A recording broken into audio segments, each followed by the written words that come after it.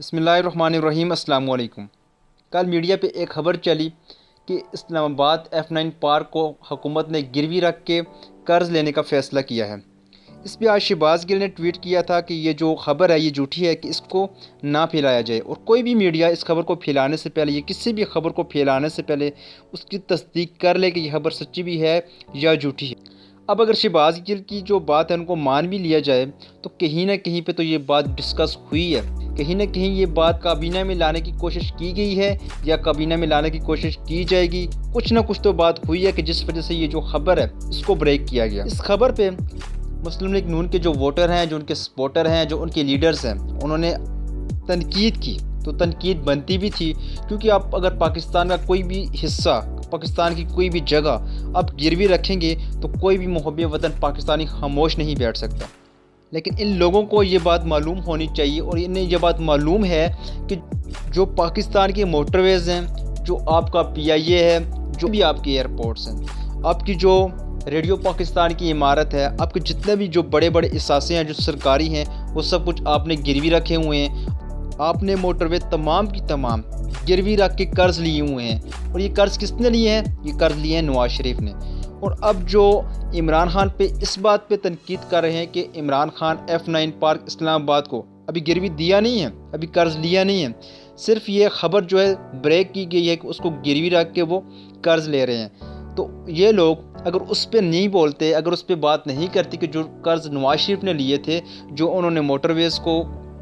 گروی رکھا، PIA کو گروی رکھا، تمام سرکاری عمارتیں انہوں نے گروی رکھی، انہوں نے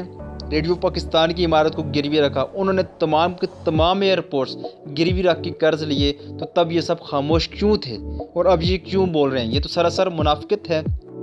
کیونکہ آپ اگر محب وطن پاکستانی ہیں، اگر آپ کو پاکستان کی فکر ہے، تو آپ کو کوئی اپنا غلط کام کرے یا کوئی بیگانہ غلط کام کرے، غلط آپ کو غلط ہی لگے گا۔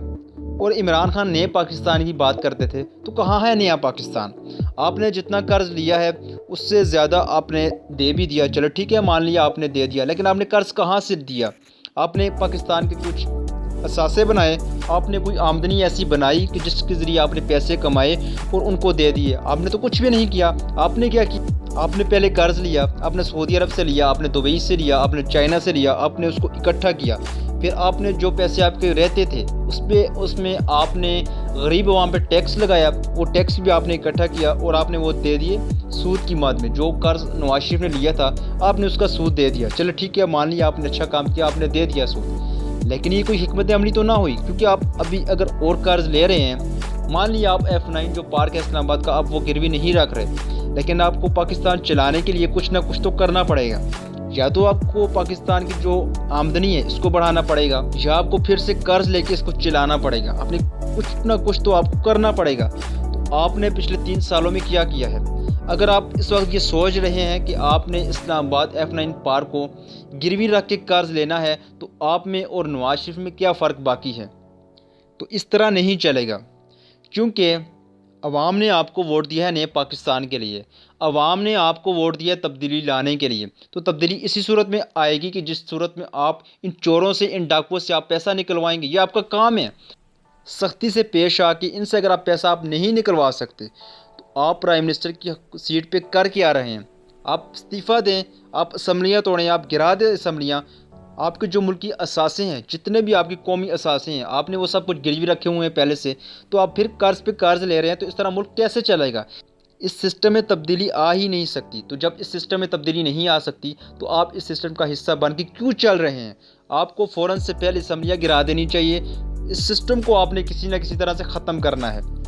جیسے آج آپ نے کھوکھر برادران پہ جو کارروائی کی، یہ پاکستان میں مافیا پہ سب سے بڑی کارروائی ہے۔ وہ پاکستان مسلم لیگ نون کا بہت بڑا اثاثہ ہے، اثاثہ وہ اس طرح سے ہیں کہ پاکستان مسلم لیگ نون کی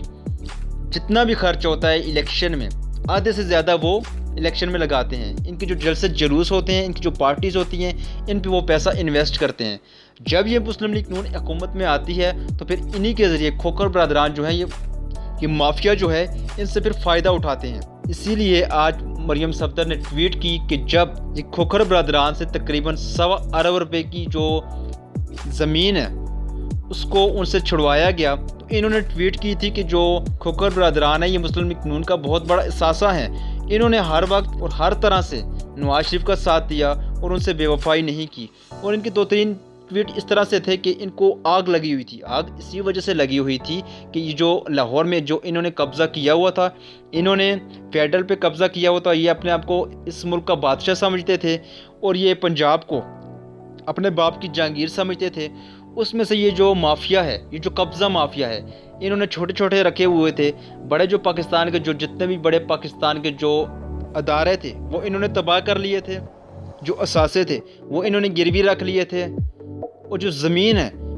انہی مافیاز میں تقسیم کی ہوئی تھی، اور یہ مافیاز ان کے لیے اسی طرح کام کرتے تھے۔ اور یہ پالیسی حکومت کی زبردست ہے، کیونکہ یہ جو مافیا ہے جنہوں نے پاکستان کو لوٹا ہے، جنہوں نے پاکستان کو کنگال کیا ہے، جنہوں نے پاکستان کو جو اثاثے ہیں ان کو گروی رکھا ہے، آپ ان سے پیسہ نکلوائیں، آپ ان کی پیٹ پھاڑیں، آپ ان سے پیسہ لیں اور ملک کو چلائیں، اور ملک کے جو قرض ہیں وہ جو سود ہے ان کو ادا کریں۔ اگر آپ اسی طرح F9 پارک کو اگر آپ گروی رکھ لیں گے، اگر آپ یہ سوچ رہے ہیں اگر آپ اس کو کر لیں گے تو آپ میں اور نواز شریف میں کوئی بھی فرق نہیں ہے، اور اس طرح سے عوام جو ہے وہ اب خاموش نہیں بیٹھے گی، کیونکہ جب نواز شریف اس ملک کو چلا رہے تھے تو تب تو عوام میں اتنا شعور تھا نہیں، لیکن آپ نے جلسے کر کر کے لوگوں کو اتنا آپ نے موٹیویٹ کر دیا ہے